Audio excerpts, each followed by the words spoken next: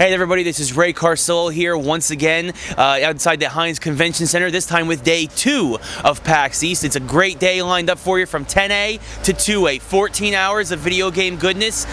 We got video game interviews, panels, all the light coming at you. Let's go take a look inside. With Billy Thompson, the creative director for Crackdown 2, one of the most anticipated third-person shooter action adventure games we're in a long time. Billy, how you doing? Not bad. Just having a lot of fun here today. There's a lot of cool guys coming along playing the game, so everybody seems to be enjoying it.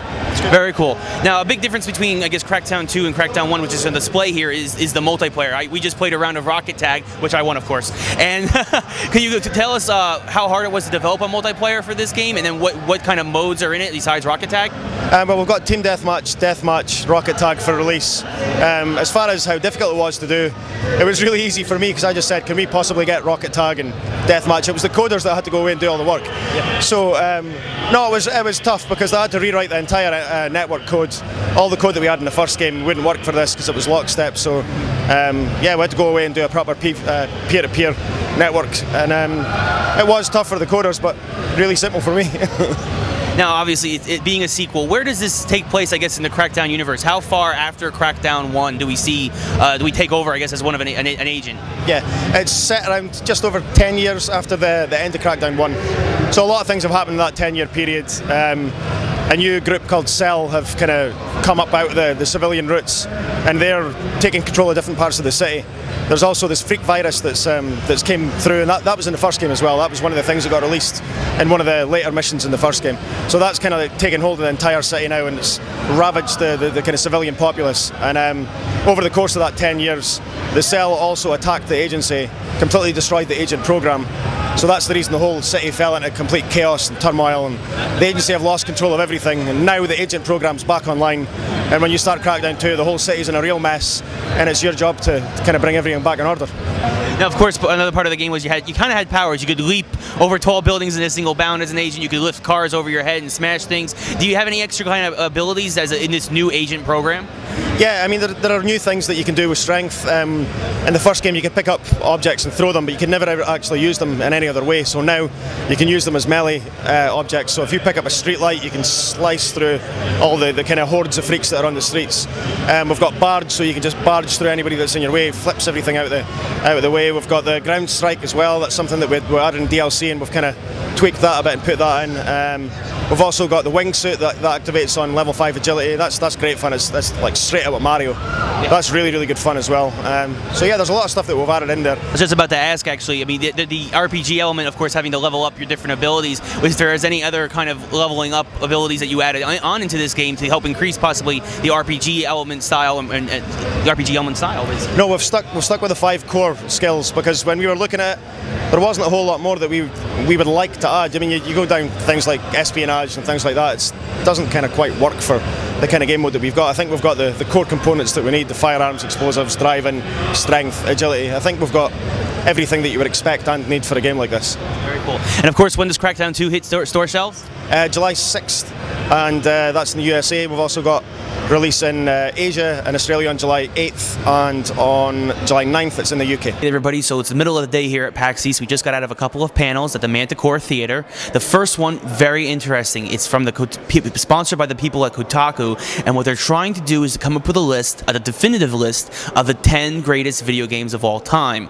Now we're going to take a look here at what their list was at the end of the panel. They had Ocarina of Time at number 1, Mario 64 number 2, Metal Gear Solid 3, Chrono Trigger 4, Portal 5, Half-Life 6, World of Warcraft 7, StarCraft 8, Super Metroid 9, and Tetris 10. Now, for the most part, I completely agree with their list. Definitely their top 2, hands down. Ocarina of Time, Mario 64 were revolutionary in so many ways, and probably 2 of the best games of all time coming out for the N64, but some would say is the pinnacle of gaming.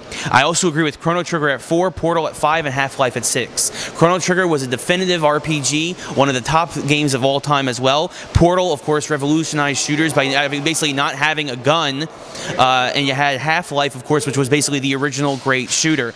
I have several problems though with number 3, and it's the bottom of the list. We're gonna probably take World of Warcraft and Tetris, and we would probably flip-flop them, and the recommendation of my cameraman Joe, who of course we argued with feverishly about, but because puzzle games are so popular and Tetris is the original popular puzzle game, we have to put that out of 10 spot and move it back up. And because World of Warcraft really at this point hasn't really evolved beyond just constantly playing and trying to level up all the time, is going to get bumped down to number 10. Also, I'm going to have to put StarCraft instead of at 8 at number 9, and Super Metroid will be taken off the list altogether, because really, although a great platformer and revolutionary for its time, really has not stood the test of time, in my opinion, as much as a series like Mortal Kombat has. And the reason why I choose Mortal Kombat, and first off, we don't have a fighting game on this list, which I think is a disgrace, and the fact is, it's the first game to really get some really great gore effects going, and it's just such a staple of video games nowadays, and that was the first one. Not to mention its huge, tremendous popularity for the Super Nintendo. And the other one that I have a problem with is that Metal Gear Solid, although great, I really think is just very fanboyish, is to a point where it didn't appeal to as many people as something that I thought was probably the top 3rd game of all time, which was GoldenEye. GoldenEye revolutionized multiplayer gameplay. I mean, it was the first time that you really got your friends together to come over for games, and I mean, can anybody else remember Slappers Only? I'm sorry, but I think GoldenEye, and I know it's a little biased having 3 N64 games as the top 3 of all time, but I think that they deserve to be there. This is Ray Carsillo, and I'm of course here at Day 2 of PAX East, and I'm talking to Eka, the art director for Monday Night Combat. It's an extremely fun-looking multiplayer game for Xbox Live that'll be coming out later this year. Eka, how you doing today? I'm doing great. We're having a great time here at the booth. A lot of turnout, as you can see behind us. So. Yeah. The first thing you see when you look at this game, it reminds me of an old school game called like Smash TV crossed with like Team Fortress 2. Talk about how you kind of came up with the concept for this game. Sure. So I work for a company called Uber Entertainment. We're a startup in Kirkland, Washington. A lot of us are childs from the 80s, so Smash TV, RoboCop, this kind of vibe. We really like that. The game itself is sort of an alternate sport combat game show. So if you think American Gladiators, things like that, it's just that's the vibe you like, and we just like having fun with the game. So last time I saw American Gladiators, they did not have machine guns though, so I think it's a little more extreme than that. Now, how many modes of gameplay are in this? Is it just team deathmatch, or what else is there to it? Actually, the Crossfire, what we're showing here, 6-on-6 multiplayer, it's not deathmatch at all. We don't have a deathmatch in our mode. It's something very different. Oh, very cool. So the goal of Crossfire is to take out your enemy's money ball. And money ball is literally a big ball, a floating ball of money. You destroy it, tons of cash come out of it, and coins. And you do that by taking down the shields. Now the players actually can't destroy the shields. On your team, on both teams actually, there's an army of robots that get spawned, that AI controlled. So you follow the army of robots in, they take the shields down, and then you can destroy the money ball. So there's some strategy involved. Now, can the opposing team destroy the robots? Yes. They have their own robots. They can destroy your robots. So you kind of play protector for a while, push the robots in, destroy them, and then they get there, they'll jump on it and pound on the money ball. It comes down and you destroy it. Now, is there a way to help defend the money ball? I noticed there's a few turrets that could be set up possibly in this game. It's funny you ask, because there is. As you destroy things, you gain money. The whole game is about endorsements and cash and fame. So a lot of the personalities in the game are like big sports characters. If the enemy's invading your base, there's little areas around your base you can build turrets to.